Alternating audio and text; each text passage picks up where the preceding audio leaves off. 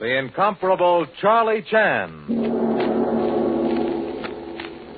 The American Broadcasting Company presents the incomparable Charlie Chan, detective, philosopher, modern Chinese sage in a new and exciting series. Join the famous detective every day at this time, Monday through Friday, as he combines the wisdom of the East and the science of the West in a thrilling and dramatic chapter from the adventures of Charlie Chan.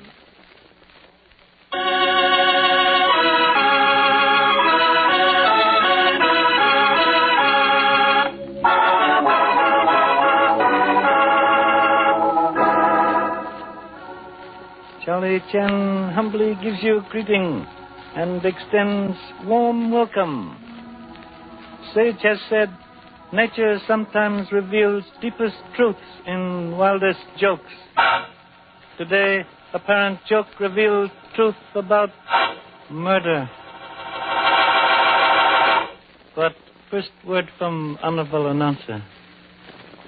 Until the war with Japan is completely won, our fighting forces will need the full support of every American on the home front. Today they're combining in an all-out attack against Japan. In planes, ships, and tanks, our fighters are battling forward to total victory.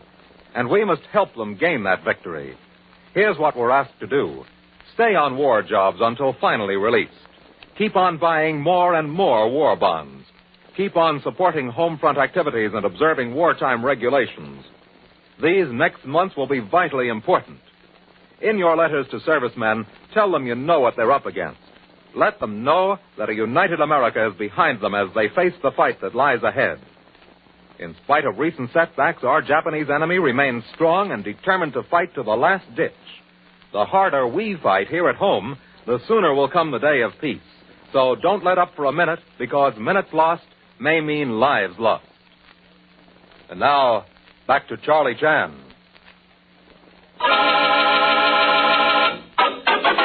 This week's adventure, the case of the marching ant.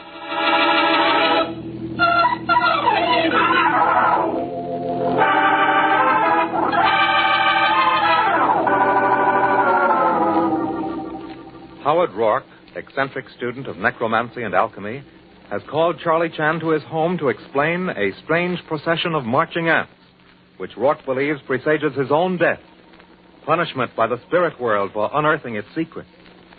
Chan and his son follow the marching ants to a large vine-covered oak tree behind the crypt where Rourke conducts his mysterious researches. In the tree, Chan's son discovers a dead body. Now Chan and his son confer with Lieutenant Locke as the homicide squad removes the grim corpse from its strange coffin. Well, it's quiet over here, Chan. Let's kick this case around a while. I want to get a few things straight. Now, what kind of a guy is this Rourke? Mr. Howard Rourke, lawyer and banker by profession. Formerly senior member of law firm Rourke and Hastings. Uh-huh. Also vice president, Pacific Coast Bank and Trust Association.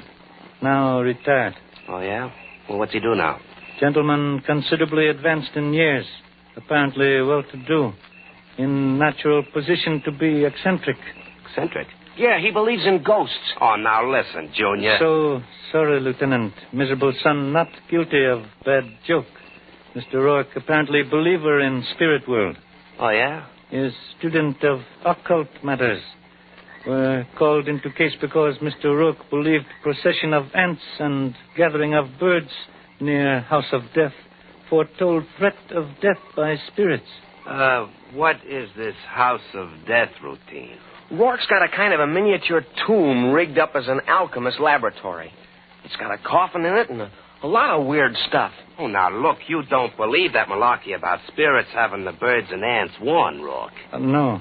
Obvious that both insects and birds attracted to tree by dead body residing inside.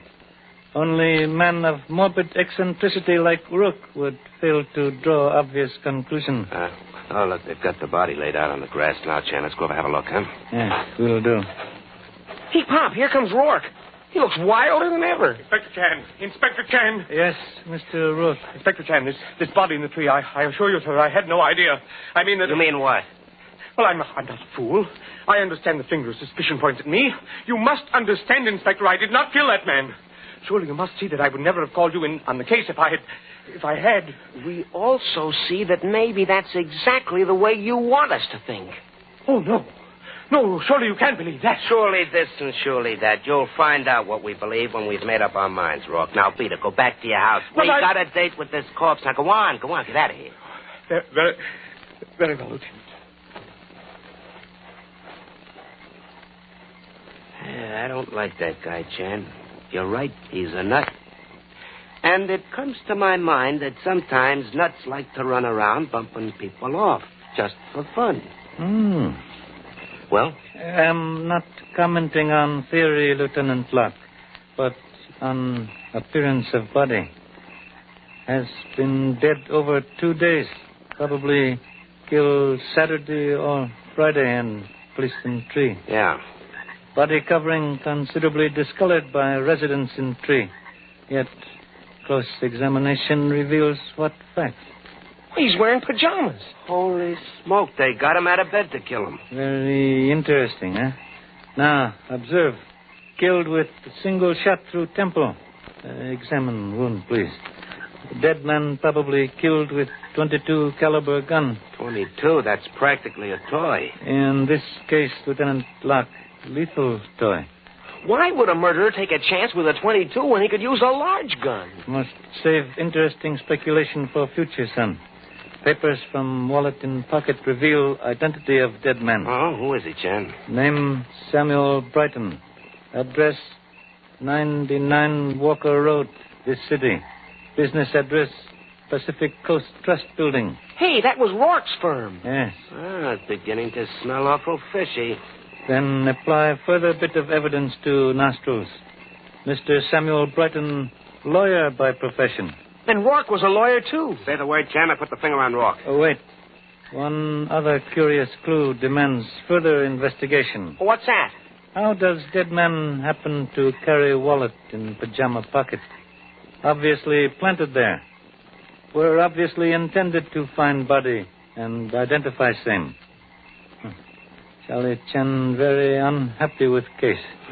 Well, okay, what's next on the program, Chan? Too late for further work tonight. Wish now to return home for much-needed rest. We'll continue in morning. Oh, how about the reporters? Can they break the story? They can just about make the Bulldog editions. A may break story, Lieutenant Locke, but no pictures, please. Right. Son and self wish you good night. I'm very much afraid night will be unsatisfactory for self. We'll probably dream about murder.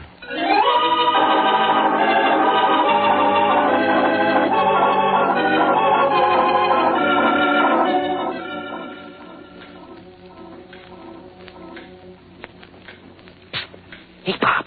Huh? Yes, son? I thought you said we were going home to go to bed. It's 5 o'clock, Pop. It's light outside. So? Been sitting in the study for an hour. So sorry. Was endeavoring to untangle strange threads of difficult case. Go on upstairs, Pop. You got to get some sleep. Hey. That's a phone. Who could be calling this late? Very strange. Yes, please? Inspector Chan? Speaking. I've just seen the headlines about Sam Brighton's murder. Yes? I know who killed Brighton. It was Everard Brighton, the guy who runs the Brighton Club down on Pacific Boulevard. You claim Samuel Brighton killed by Everard Brighton? Gentleman related? No. You have evidence to substantiate claim? Plenty. Who calling, please? My name's Clarence Brighton. I'll give you all the evidence you want tomorrow. Good night, Inspector. Very strange. Yeah, I heard all that, Pop. Just a crazy practical joke. Yeah, forget it. Come to bed, huh? Everard Brighton accused of murder of Samuel Brighton by a gentleman named Clarence Brighton. Most perplexing. What? Again? Yes, please. Inspector Chan? Speaking. I've just seen the news in the headlines, Inspector. I know who killed Samuel Brighton. It was Clarence Brighton. Chap who runs the shooting concession at the Seaside Carnival. And your name, please? I'm Everard Brighton. Come and see me tomorrow, Inspector. I'll blow your blasted case sky high for you. Good night. This person's brain now spinning like carousel. A couple of wise guys, Pop, trying to take you for a ride. Probably those reporters getting even because you wouldn't let them take pictures. Get car from garage, son. Huh? Pop, you think those guys were real? Yes. Necessary to question them first thing tomorrow morning. Means examination of Mr. Samuel Brighton's papers and history necessary tonight. We drive to business office of same at once. Truly it is written, only fool goes hunting with unloaded gun.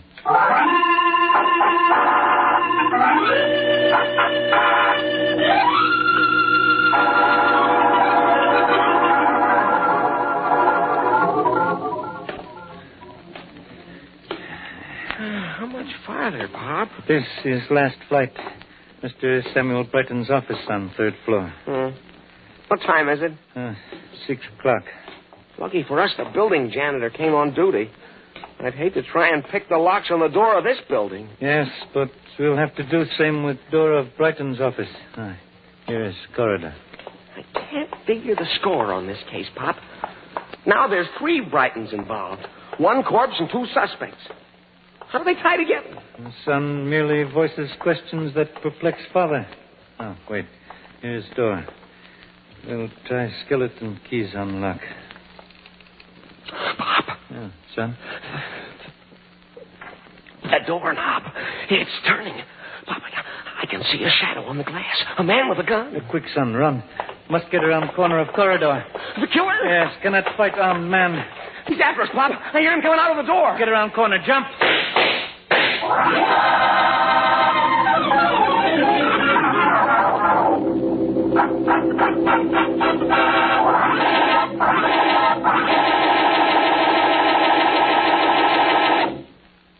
We will return to Charlie Chan in just a moment.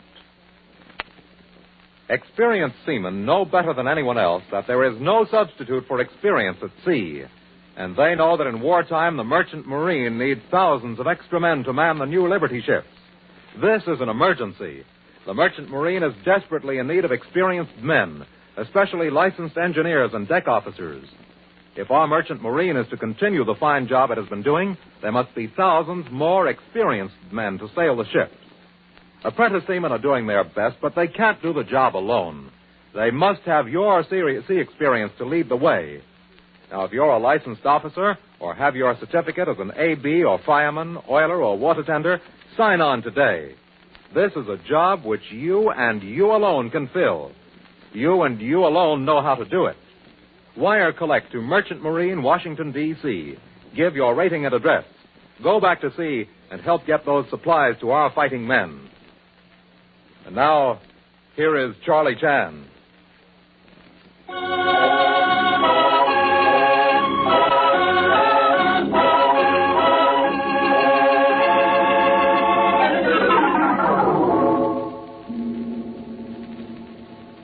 Strange case of marching ants complicated by entrance of 2 gentlemen also named Brighton and rendered hazardous by appearance of killer in office of dead man. Hope further complications of incendiary nature do not impede investigation of case. Hope you will join self on same tomorrow. Until then, goodbye. Thank you.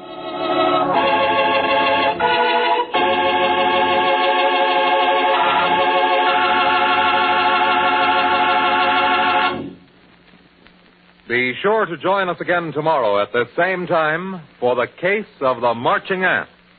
There'll be more thrills, excitement, and comedy in the adventures of Charlie Chan. The adventures of Charlie Chan are based on the famous character created by Earl Derr Biggers.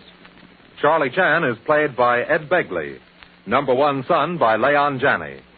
This series, written by Alfred Bester, is produced by Chick Vincent. Dorian St. George speaking.